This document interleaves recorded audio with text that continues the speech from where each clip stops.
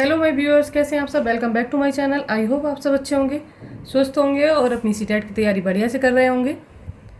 यहाँ पर हम करने वाले हैं मैथ की class CTET upper and primary दोनों लेवल के लिए। अगर आप चैनल पर नए हैं और आपने अब तक कोई वीडियो नहीं देखी है तो प्लीज़ जाइए और चैनल को सब्सक्राइब कीजिए। जाकर प्लेलिस्ट में पुरानी सारी वीडियो देख लीजिएगा। यहाँ पर कराती हूँ मैं पेडागोजी, हिंदी, इंग्लिश, ईवीएस और math, all subject CTET primary and upper दोनों लेवल के लिए।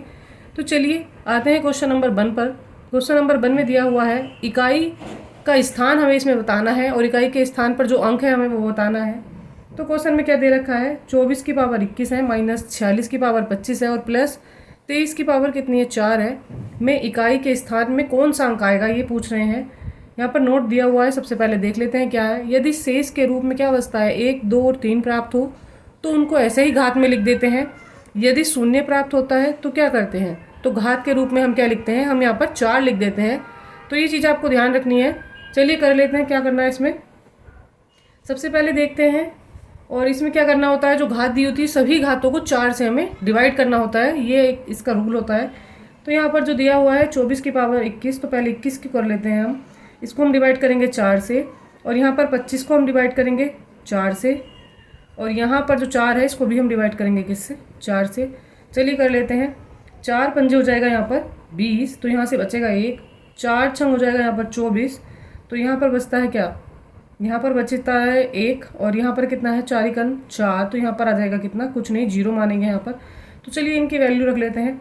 जो शेष बचता है वो इकाई के अंक के ऊपर लगाकर लिख देते हैं। तो यहाँ पर क्या है 24, और 24 में इकाई का अंक कितना है, 4 है, तो 4 की पावर यहाँ पर कितनी हो जाएगी, जो शेष बचा है वो लिख दिया है, माइनस है। फिर यहाँ पर इकाई का अंक कितना है, 6, तो 6 के ऊपर हम कितनी पावर लगाएंगे, जो शेष बचा है वो 1 बचा है वही लिखा है। फिर प्लस लगाते हैं, लिख देते हैं, और प्लस क्या है 23, और इसमें इकाई का अंक है कितना 3। 3 की पावर यहाँ पर क्या लिखी जाएगी, यहाँ क्या बचा था 0, तो 3 की पावर अगर 0 आएगी तो यहाँ पर क्या लिखा था, अगर यदि शून्य आता है तो घात के रूप में 4 लिखते हैं। तो 3 की पावर हम यहाँ पर क्या लगा देंगे, 4 लगा देंगे। अब इसका मतलब क्या हो गया, 4 को कितने टाइम मल्टीप्लाई करने हैं, 1, तो 4 1 जा 4 हो जाएगा, माइनस 6 का भी 6 1 जा 6, और प्लस 3 की पावर 4 का मतलब कितना होता है, 3 को लिखेंगे 4 टाइम, 3 और ये 4 हो गया। ठीक है, अब इनकी मल्टीप्लाई करके हम लिख लेते हैं, कितना हो जाएगा, 4 ऐसा ही रहेगा, 6 रहेगा, प्लस 3 तिया 9 तिया 27, और तिया कितना हो जाएगा, ये हो जाएगा 81, 81। अब ये प्लस का है और ये प्लस का है, इन दोनों को क्या कर लेते हैं, हम ऐड कर लेते हैं, प्लस प्लस वाले एक साइड लिख लेंगे। 81 और 4 कितना हो जाएगा, ये हो जाएगा 85, और माइनस कितना है यहाँ पर 6। ठीक है, तो यहाँ पर माइनस कर लेते हैं, तो क्या आंसर आ जाएगा यहाँ पर, 85 से 6 माइनस करना है, तो करिए, बताइए और लिखिए कितना हो जाएगा। चलिए करिए जल्दी इसको, माइनस करके आंसर लिखना है हमें यहाँ पर। तो यहाँ पर आ जाएगा कितना, यहाँ से कैरी करते हैं 1, तो 15 हो जाएगा, 15 से 6 जाएगा तो 9 आएगा, 9 6 15 होते हैं, और यहाँ से कैरी किया था तो यहाँ पर बचता है कितना 7। तो हमारा जो आंसर आता है 79। और इसमें बताना है हमें इकाई का अंक, तो इकाई का अंक यहाँ पर क्या हो जाएगा, इकाई और दहाई, इकाई का अंक कितना हो जाएगा, तो यहाँ पर जो इकाई का अंक हमारा आने वाला है वो आ जाएगा कितना, 9। तो देख लीजिएगा कौन सा ऑप्शन में 9 दे रखा है, वो आंसर हमारा करेक्ट हो जाएगा, बराबर कितना है 9। देख लीजिए ऑप्शन नंबर जो यहाँ पर दिया हुआ है क्या, सी इज़ द राइट आंसर। तो इकाई का अंक जो 9 आ रहा है किस में आ रहा है, 9 ऑप्शन नंबर सी में आ रहा है। चलिए आते हैं इसी के साथ नेक्स्ट पर, क्वेश्चन नंबर है 2।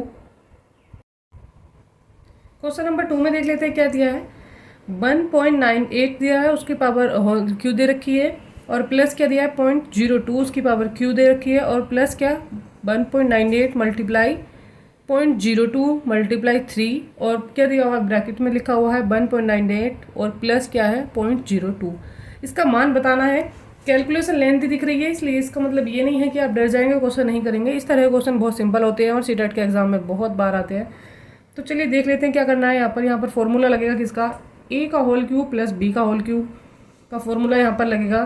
तो क्या हो जाएगा, ए का होल क्यूब प्लस बी का होल क्यूब, और प्लस क्या 3ab, और ब्रैकेट में है a प्लस बी, तो ये इसी फॉर्म में लिखा हुआ है, और ये फॉर्मूला किसका होता है, a प्लस बी का होल क्यूब का फॉर्मूला होता है।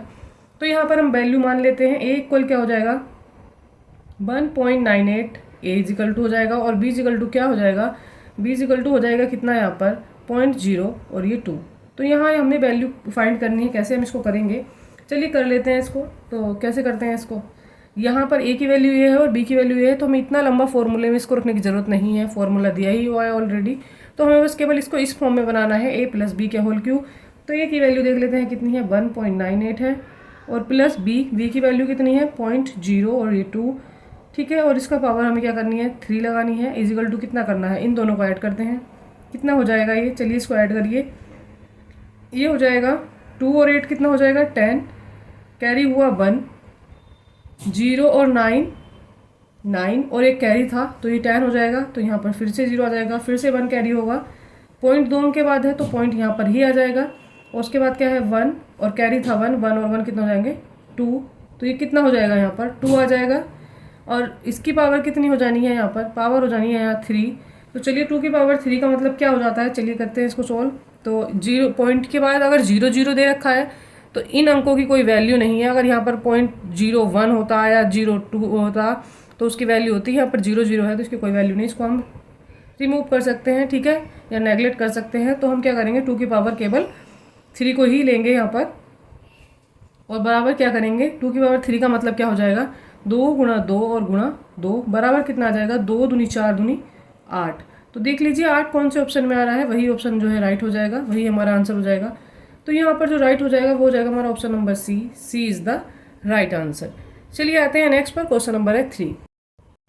अगर दिन में 8 घंटे काम करने वाले 12 आदमी 24 दिन में 1,03,680 कमाते हैं, तो दिन में 6 घंटे काम करने वाले 16 आदमी 20 दिन में कितना पैसा कमाएंगे। तो हमें यहाँ पर बताना है कि कितने पैसे कमाएंगे। तो सबसे पहले हम क्या लिख लेते हैं, यहाँ पर एक फॉर्मूला होता है, यहाँ M1 D1 और ये हो जाएगा H1, अपॉन में क्या आ जाता है यहाँ पर W1 जो हमारा कार्य है, और इक्वल में क्या आ जाएगा हमारा M2 D2 H2 और अपॉन में आ जाएगा क्या W2, ठीक है। तो हमें यहाँ पर वैल्यू रख लेनी है किसकी, तो यहाँ पर क्या दे रखे हैं, M1 का मतलब क्या हो गया है, आदमी कितने हैं, तो यहाँ पर आदमी है 12,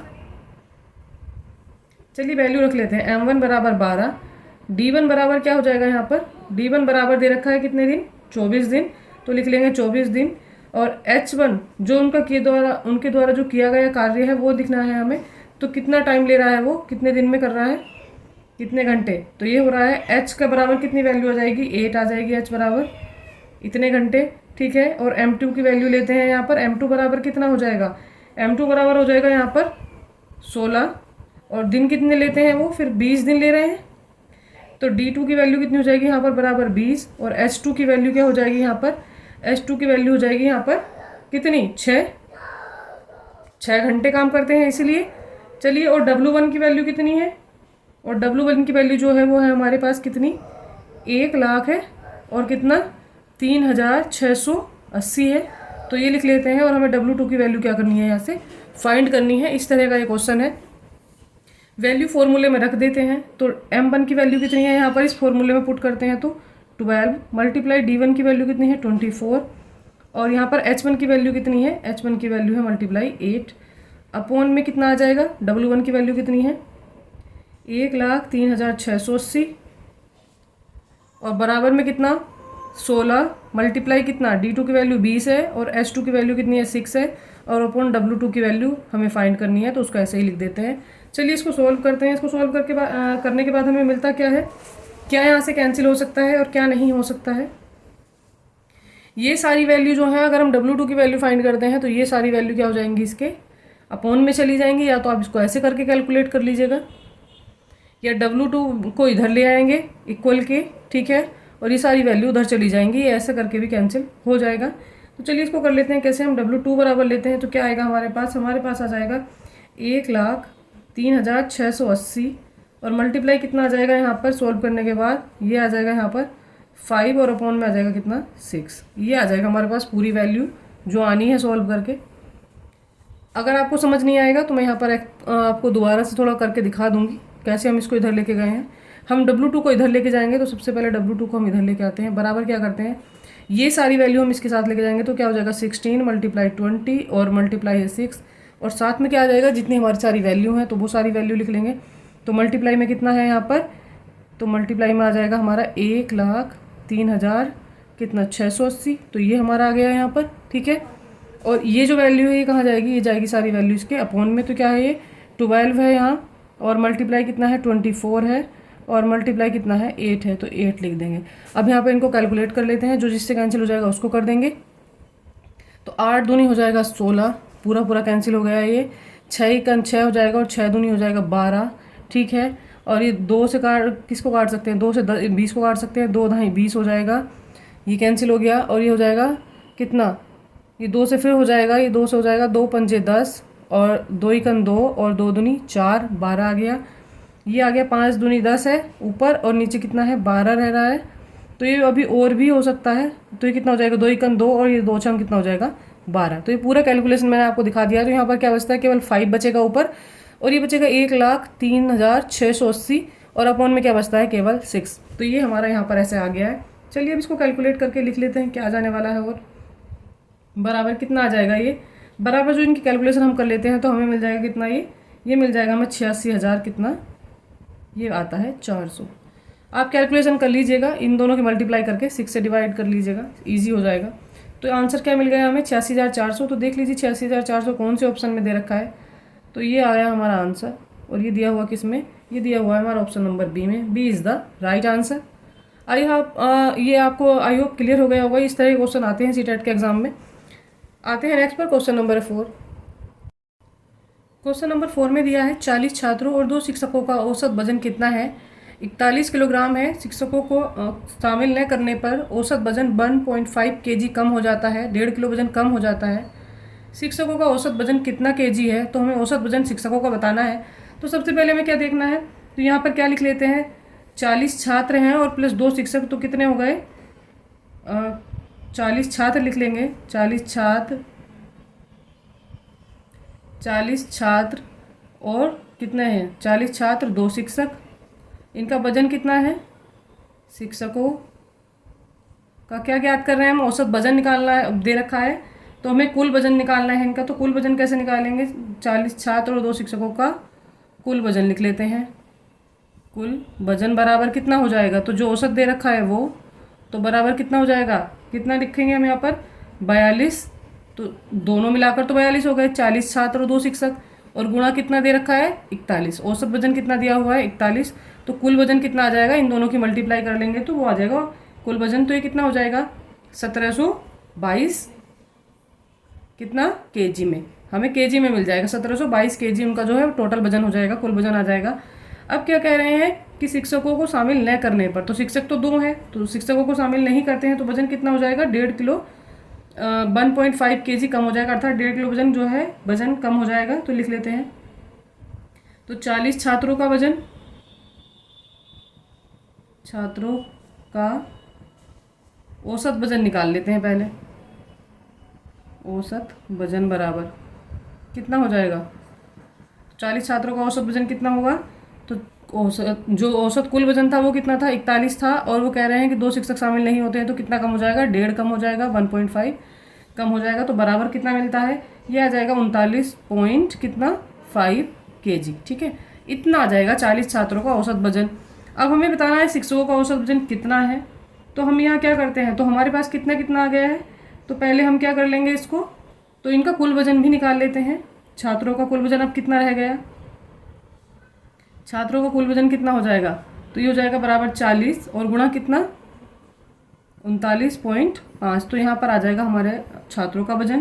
तो ये हो जाएगा कितना, इनकी मल्टीप्लाई करते हैं तो आ जाएगा 1580 kg, ठीक है। तो ये तो हो गया छात्रों का वजन, और ये हो गया जब टीचरों 2 टीचर भी उसमें शामिल थे टीचरों के साथ, तो ये था तब का वजन। तो पूछ रहे हैं औसत, तो इस वाले वजन से ये वाला वजन जो है माइनस कर देंगे। तो यहाँ पर 2 शिक्षकों का क्या आ जाएगा, कुल वजन आ जाएगा, 2 शिक्षकों का कुल वजन लिख लेंगे। शिक्षकों का कुल वजन कितना हो जाएगा, तो ये हो जाएगा 1722, और माइनस कितना हो जाएगा, माइनस हो जाएगा यहाँ पर 1580।